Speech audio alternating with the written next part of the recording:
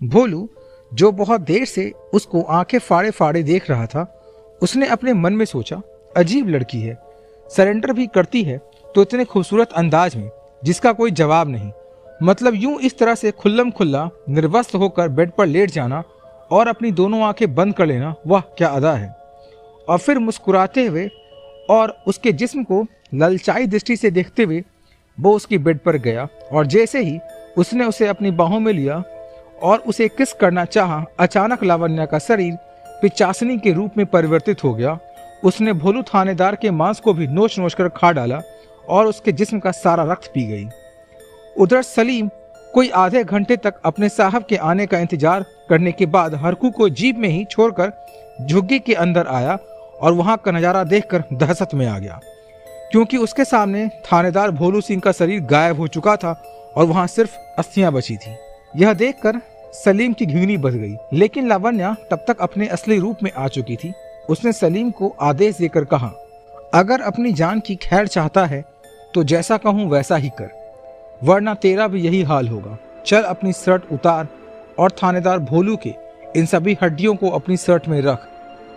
मेरे साथ उसी झरने पर चल जहां कमल और राम सिंह को जानवरों ने खाया था।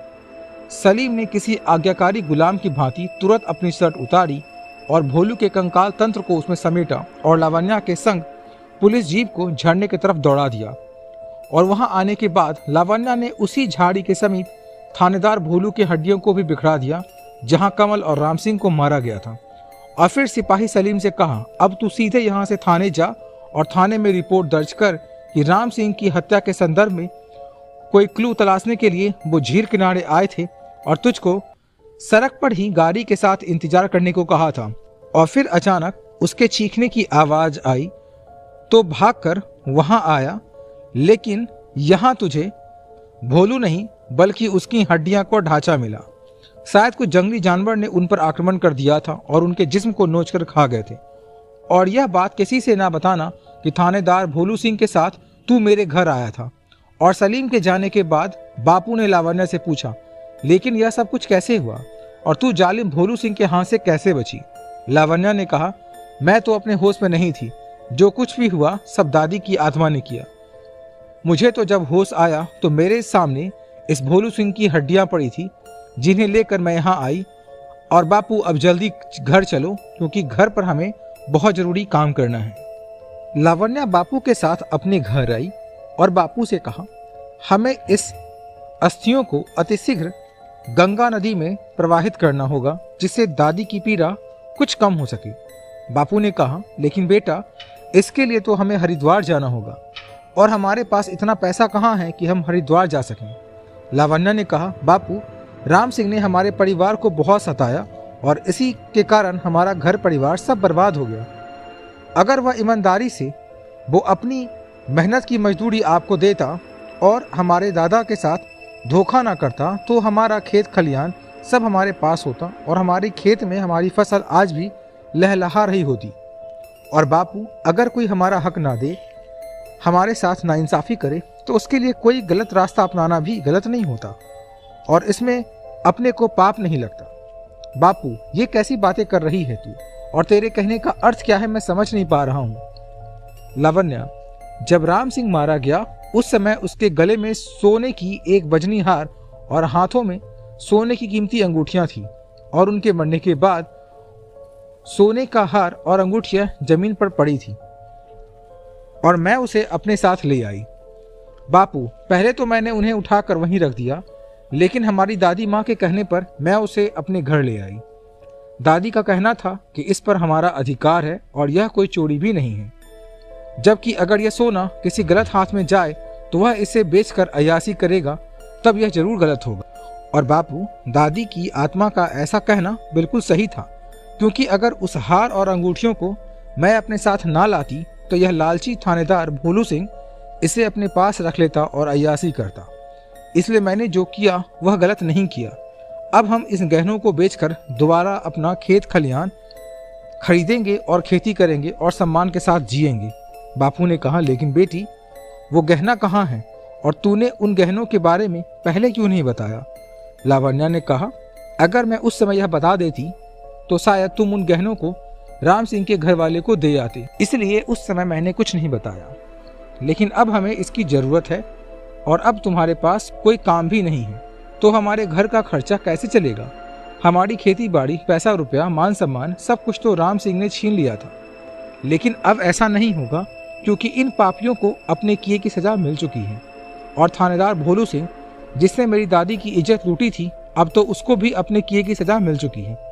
इसलिए हम यहाँ से सबसे पहले हरिद्वार जाएंगे, अपनी दादी माँ के अस्थियों का विसर्जन करेंगे, उनकी पीड़ा और उनकी आत्मा के शांति के लिए ईश्वर से प्रार्थना करेंगे और कुछ दिन वहीं रहेंगे।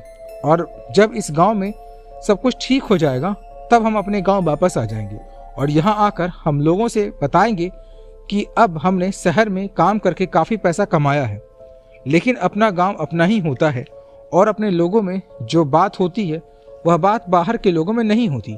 बाकी अपने लोग अपने ही होते हैं।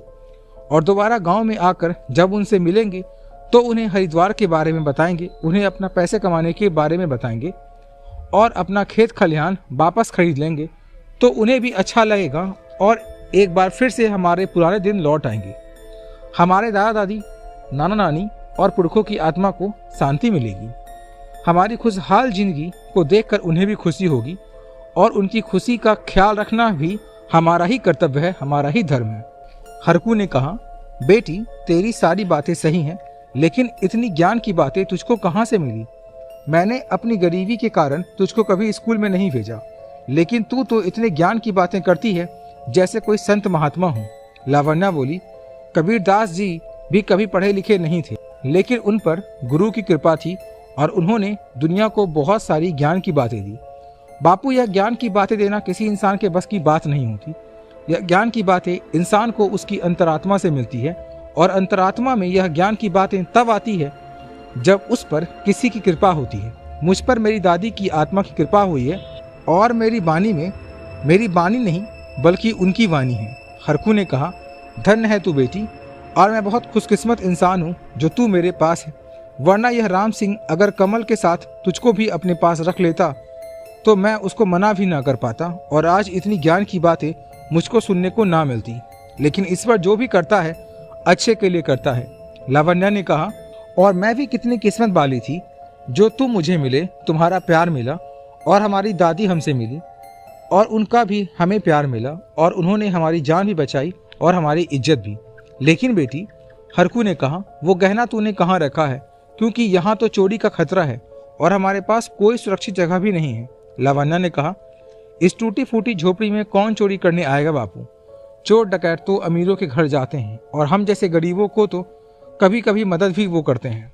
हरकू, तू ठीक कह रही है, हमारे पास क्या है जो कि हमारे को कोई लूटने आएगा, और इन गहनों के बारे में किसी को क्या मालूम? लावण्या बोली, वैसे तुलसी के पेड़ के बगल में ही मैंने गहनों को मिट्टी के नीचे दबा रखा है और थोड़ी देर में ही हम यहाँ से निकल लेंगे और इस गांव में तब तक दोबारा नहीं आएंगे जब तक हमारे पास अच्छी रकम ना आ जाए, और शहर में इन गहनों को बेचकर कुछ दिन कोई छोटा मोटा धंधा भी हम वहाँ कर सकते हैं।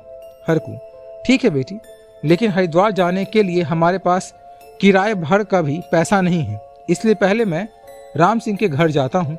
आखिर बरसों काम किया है उनके यहाँ, और मालकिन को मैं साफ साफ कह दूंगा कि जो होना था सो हो गया, लेकिन अब आगे की जिंदगी के बारे में कुछ सोचना जरूरी है।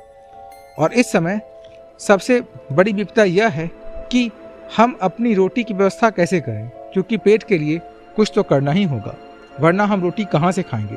क्योंकि हम तो आज तक मालिक के रहमों पर ही पलते आए हैं और उन्हीं के रहम करम पर हमारी सांसें टिकी हैं। अजब गांव में दाना पानी ही अपना उठ गया और अब एक ही ख्वाहिश है कि कुछ दिन हरिद्वार जाकर रहूं और मालिक की आत्मा के शांति के लिए दुआ करूं, और हो सकता है तब मालकिन को हमारे पर कुछ दया आ जाए और हमारे जाने के किराए की व्यवस्था हो जाए, और तब हम पर कोई शक भी नहीं करेगा कि अचानक बाप बेटी गांव छोड़कर कहाँ चले गए और क्यों चले गए। लावण्या ने कहा, ठीक है बापू, ये बात तुम्हारी सही है, क्योंकि इस तरह अचानक यहाँ से निकल जाना ठीक नहीं है, हम बता कर जाएंगे वही ठीक रहेगा। हरकू, तो ठीक है, मैं हवेली जा रहा हूँ, तू संभल कर रहना और मेरा इंतजार करना। अगर थोड़े पैसे की व्यवस्था हो गई तो अंधेरा होने से पहले ही हम हरिद्वार जाने वाली बस पकड़ लेंगे। और ये कहकर हरकू राम सिंह की बीवी से मिलने हवेली चला गया।